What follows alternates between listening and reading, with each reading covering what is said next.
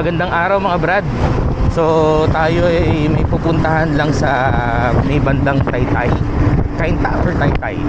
Cainta. So itong pupuntahan natin dahil meron tayong pinaplanong bagong project build. So tignan natin hanggang saan siya aabot. So sige, samahan niyo po ako. Let's go. Rally TV. Let's go. So ano ba tong build na to? Tingnan natin kung saan naaabot ang pinakamurang e-bike na kaya nating i-build na roadworthy, no? Yung talagang masasabi mong pwede mong gamitin pang daily, pang long ride, not necessarily long ride, pero yung mga tipong parang ganito yung na-build natin sa AIMA A500. So yun, since marami tayong mga extrang pyesa na nakastock lang sa bahay, so why not build a new one, no? So tingnan natin, lagyan natin ng mga costing. So para sa inyo itong project na to.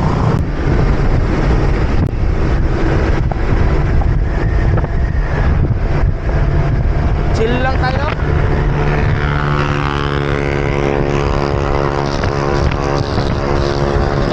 Lang.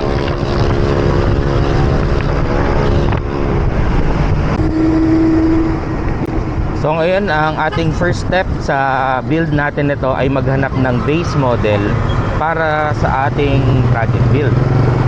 So ano ba yung nakita natin, ano ba yung kailangan nating hanapin?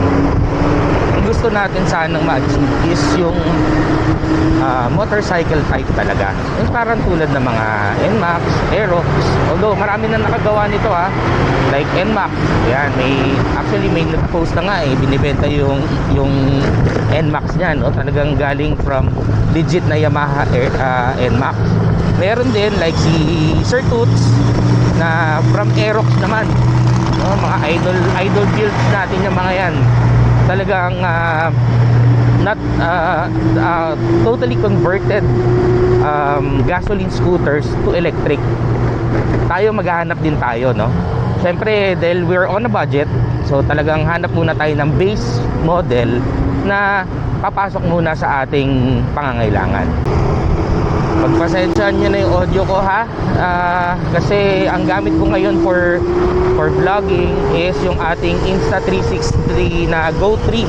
So last time kasi puro yung X3 ang gamit ko, kaya naka-hook up yon sa ating Freedcon na mic.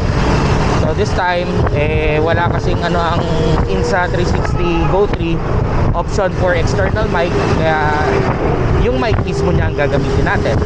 So sana maganda ang quality nitong audio na to, lalo na pag ganitong medyo mabilis ang takbo, yung hangin, yun yung worry ko. Pero anyway, so tingnan natin ano ba yung mga plano natin ikabit na mga pyesa. So dahil meron tayong spare na 84 Far Driver 84530 na galing kay A2JM Tech, shout out po kay Sir Angelo Oson.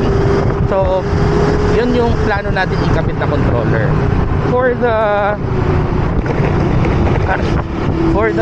battery, si ate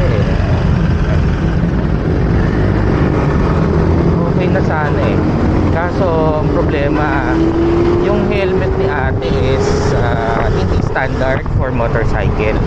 Napansin ko lang. So shout out po sa iyo ate na naka Aerox. Nice bike, yun ang masasabi ko.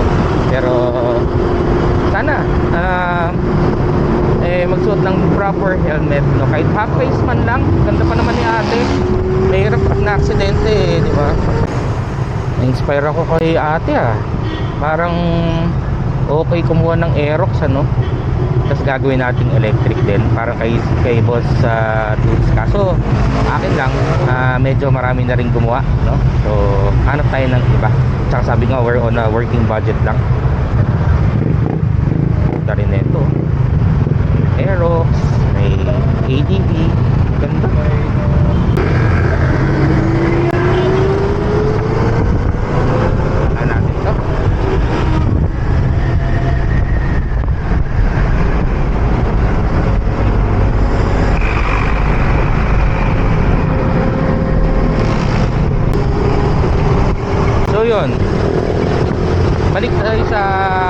objective natin.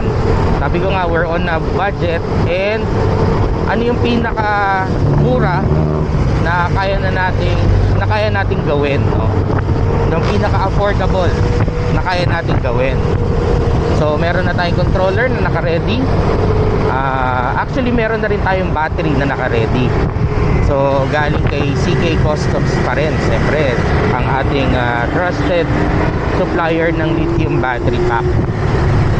Tapos for the battery, yung ano naman, so ang ating motor naman is ang napili ko is hub motor kasi yun yung pinakamura compared sa mid-drive. Gusto ko sana mid-drive, pero ang problema, very costly, hindi naman sobrang expensive, pero masabi mo doble yung presyo kasi from comparing hub and mid-drive. Ang nakita ko lang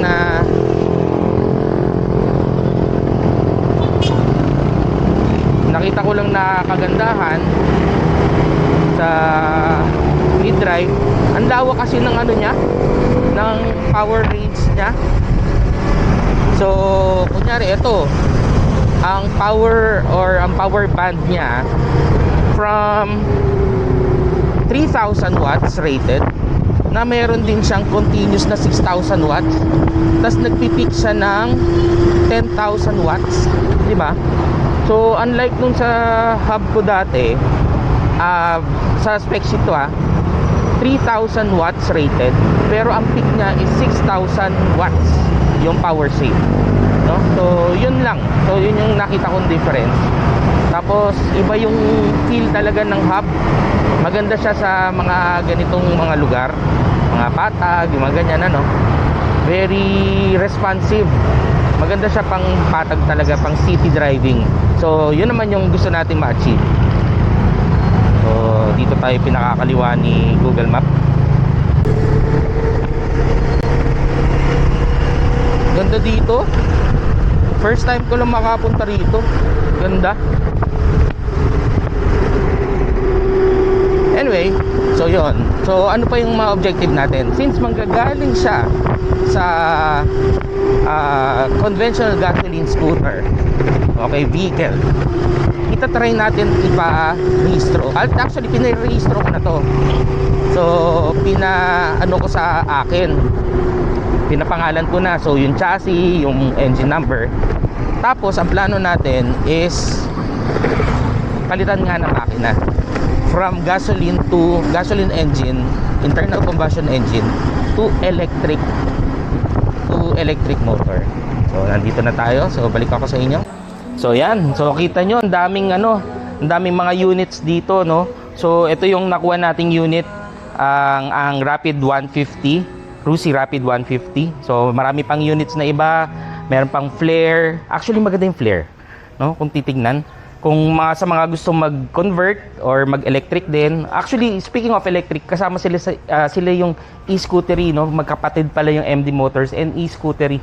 So yun po, maraming salamat sa MD Motors, no? So sabi nga, this is a project build na tetestingin natin kung kaya natin iparehistro yung unit na change engine. Nakarehistro na to hanggang next year. Ipapa-change ownership ko na lang, then try natin. Wala namang mawawala sa pagsubok. So yun po. Yan. So marami silang units. Sabi ko nga, meron silang electric dati. Ito, meron pa rin sa mga Sundiro. O Sundiro nga.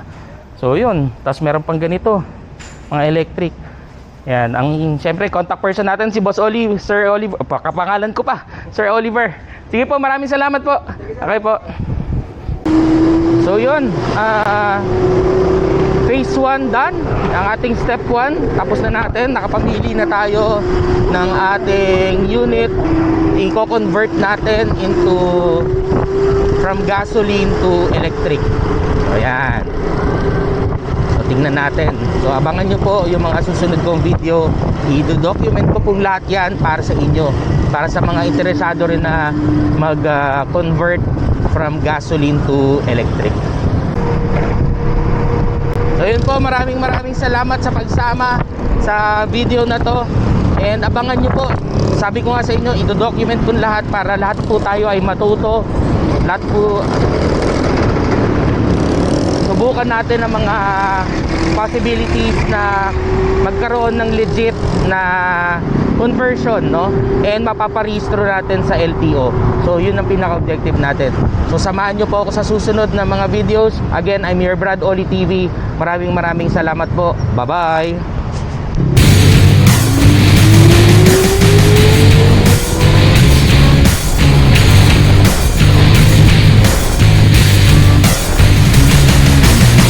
Thank you.